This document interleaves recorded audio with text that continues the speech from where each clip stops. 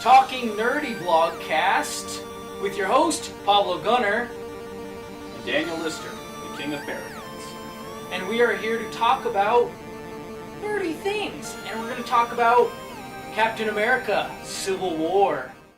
Okay, so starting off, it's action-packed. It reels us in, right? And so it makes a lot of sense as to why Iron Man is on the stance he is. He's trying to correct all the things that he messed up. Because that's what, everyone jokes with the memes and stuff, and they're like, well, Tony, you're the one that messed everything up. Yes, and that's exactly why you feel responsible to fix it all. Exactly. Because you're the one that's messed up the most by creating Ultron and, having weapons and all these other things. Weapons, all these situations. You're creating all these great technologies, but then if they're falling into the wrong hands, it's creating this chaos. Exactly. Because from there, then we go into the whole everybody meets up at the Avengers base because General Ross from The Incredible Hulk 2008, so we finally have a connection from that movie where that's kind of been the movie left out in the cold, unfortunately, because Edward Norton stopped being the Hulk. Right. So General Ross is there to present them with the Sokovian Accords because the United Nations want to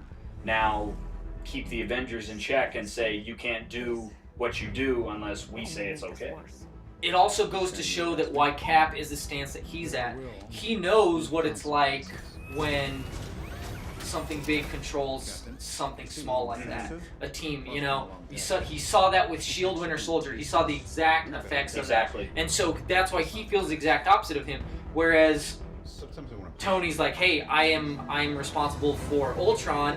He's going, I'm responsible for kind of fixing what happened in Winter Soldier with those helicarriers. Right. So he's seeing the exact opposite side of that argument. Yes. And that's where they butt heads. Right, because Cap is of course saying, hey, when I operated under S.H.I.E.L.D., and then S.H.I.E.L.D. turned out to be corrupt from with the inside. And this is already why this makes this a good movie, because you can see both sides of the argument. Right, so that's where you pick sides, essentially. So it also goes to show that, it's a perfect successor to Winter Soldier. It's a perfect sequel to Winter Soldier. And Age of Ultron. Right. Yes. Exactly.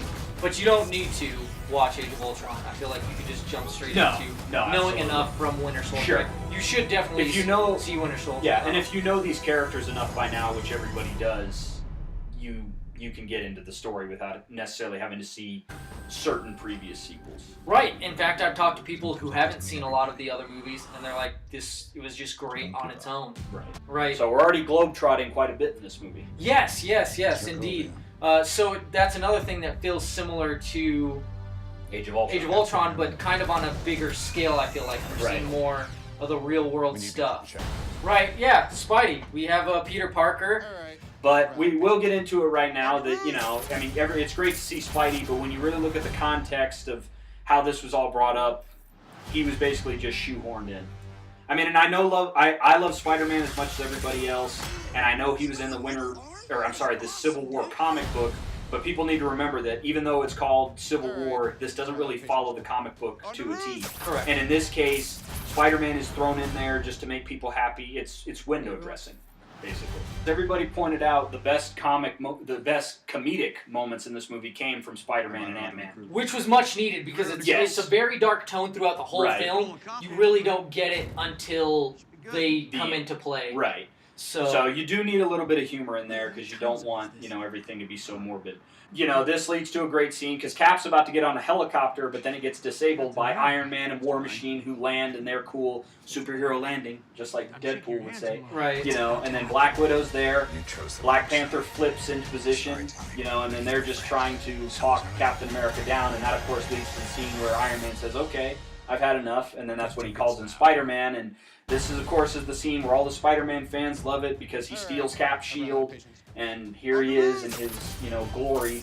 But of course, typical humorous moments is he introduces himself to Cap and tells him he's a big fan of his. Something that makes this movie feel more like an Avengers movie than Age of Ultron did is because there's so many Avengers put in throughout the entire movie, and it just works and flows so much better. For some reason, even though they both span all over the world, this felt more worldwide. Yes. Maybe because it was a little more street level, I guess, so it makes you feel more in it. But no, this airport battle, again, believe the hype is amazing. When you're on an airport, when you're on an airfield and you have all that space and the broad daylight, It makes for beautiful cinematography with all the teams getting together, the 6-on-6 battle. Spider-Man is, of course, what we love about him. He's an insufferable, little kid who's marking out to all these, superhero idols, and yet he's actually schooling a lot of them because he's a very powerful character, but there's just so many, we can't even go point by point here or else it'll take too long, but there's so many great points in the airport battle. The craziest thing, though, is what they did, and it was a very ballsy move, is what they did with Rhodey.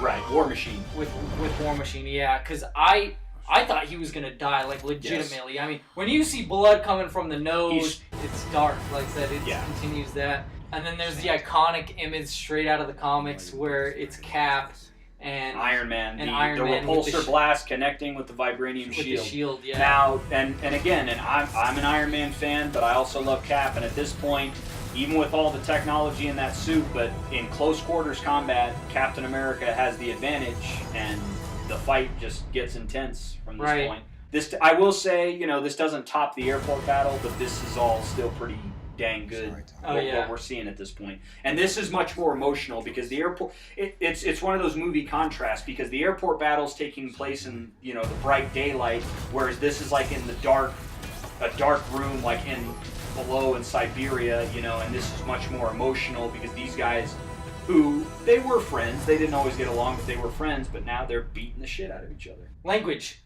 Oh, for gosh sakes. Here at Talk Nerdy to Me, for reviews, we have buy, rent, pass. And of course we have variations, which is strong, and just buy, weak buy, strong rent, weak rent. Right. Where would you put this? I would definitely put this as a strong buy. This is not a perfect movie, but this is definitely right up there with one of the best MCU movies to have come out. But this movie is still so good. It balances out all of its characters. It still has probably some of the best fight scenes. But yes, I would definitely say a strong buy. And if you're collecting the MCU movies anyway, of course you're going to buy this. Right. It's a spectacle that's worth seeing in theaters. So absolutely. On that end, it is a strong buy. Now, I wouldn't say it's worth the 3D because I saw it in 3D, not worth the 3D. I would never say the 3D is not worth it. Skip the 3D. They just want your money. Exactly.